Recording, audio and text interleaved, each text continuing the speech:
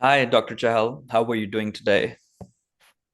Hi, Dr. Ravi. I'm good. Thank you. How are you? I'm well. So, what time is it in India right now? It's 10:45 p.m. We're celebrating Diwali today. Diwali. Okay, I've heard about that one.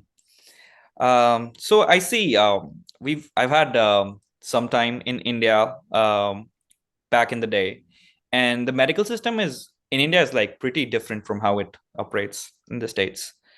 But just to give me an idea, how do you work as a student in India? What describe me the picture of how you work during your internship? How's the hospital?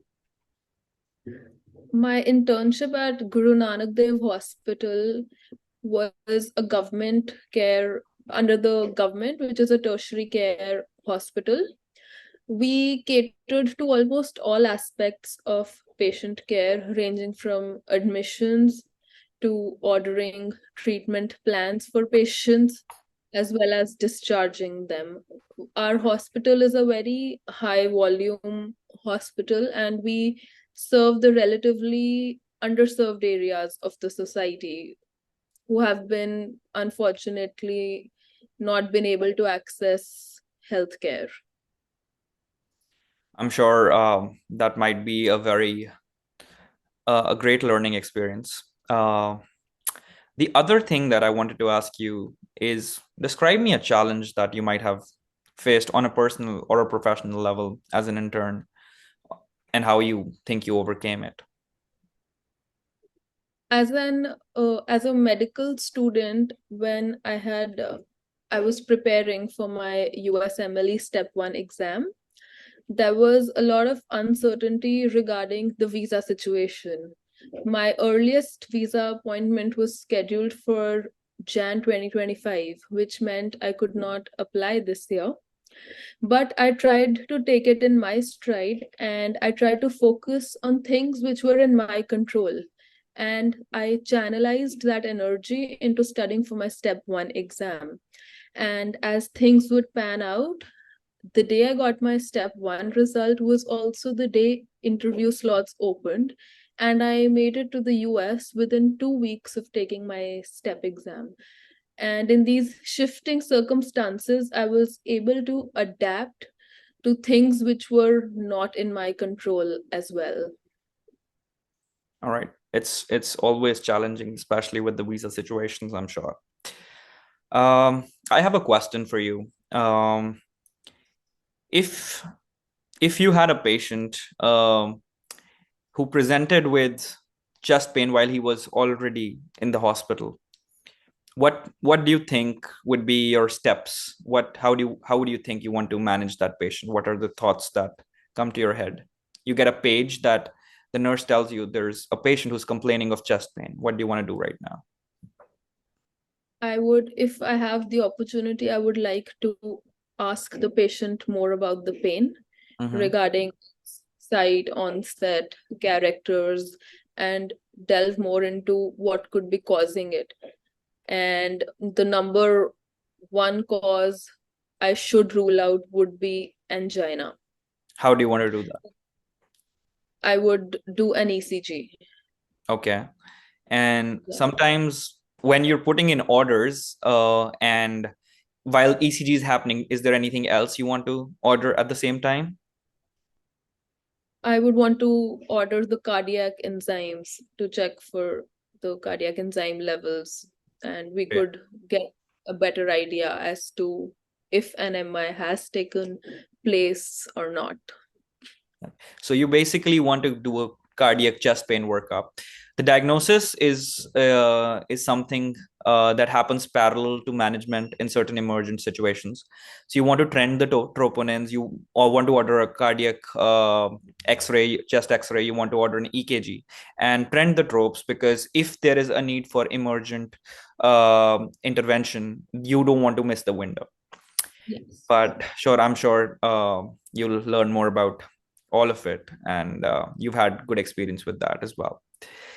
One thing I wanted to ask you about is I see in your CV you have a decent amount of research experience. Do you want to like talk to me about a few research experiences? Anything in specific that that excited you most?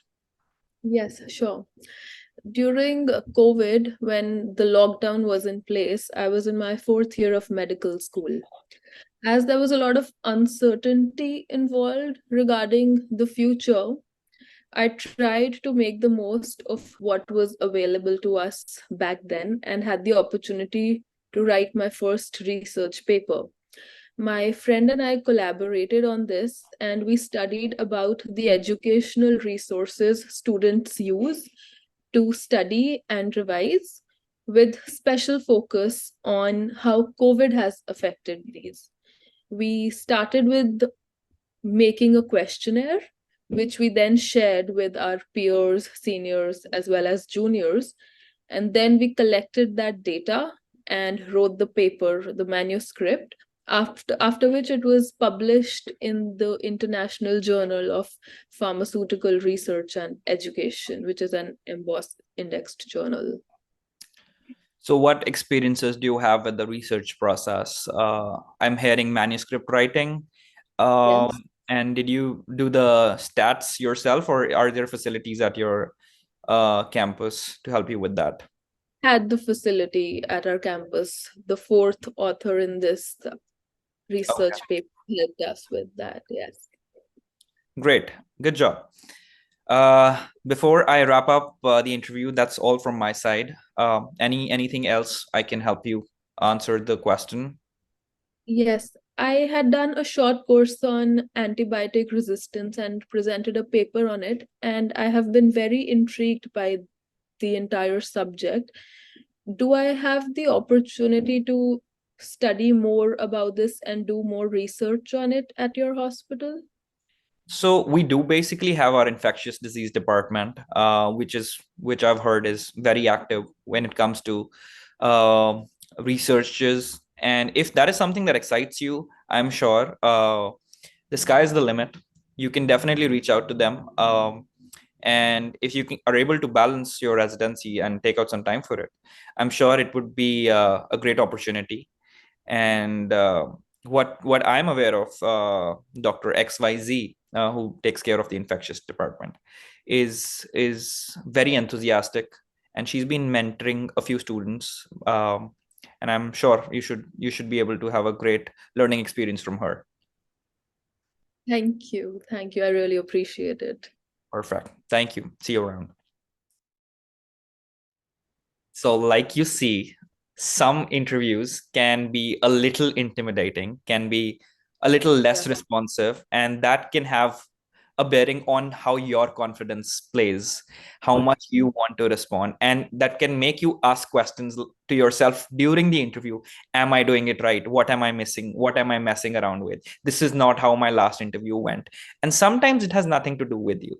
Sometimes it's just different people. Sometimes that's how I operate and I'm making notes, and sometimes how I'm dressed, and sometimes that I'm not even trying to make an eye contact with you because I am literally doing my things. It's your responsibility at that time to still be on top of your game, ask the right questions, right?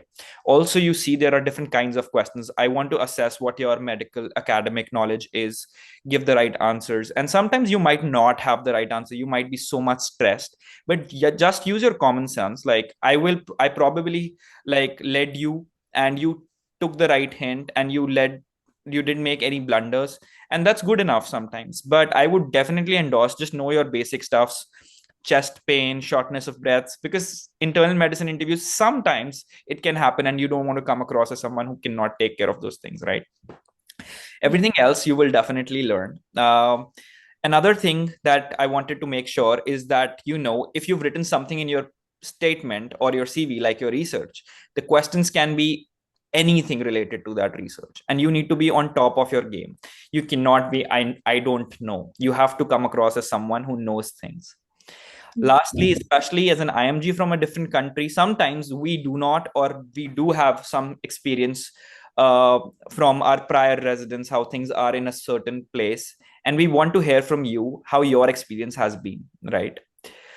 The last question is something very important, is a challenge that you think you faced, right? And I think you answered that pretty well. That's an honest answer. Visa situations are something that aren't depicting your weaknesses. and how you want to put it across is that there was a challenge and I made the most of it. Like you said, I focused on my steps and stuff. So that's a really good way of putting it. But besides that, any other feedback, any other question that you have for me regarding how the last interview session went? Yeah, it was really good because now I'm getting that real life feel of the interview, which I feel is very important so that we feel more comfortable when we're in the actual interview. So the idea of taking this second interview session was to help you understand that sometimes, based on how your interviewer is, not making a lot of eye contact, asking you the tough questions, not going the extra mile to make you that comfortable, right? So you need to be in super control of yourself in those situations. I felt a little intimidated in the first question. That's why I fumbled in the first answer. Then you, I think, slowly get used to it. Sure. Okay. I'll see you in the next interview.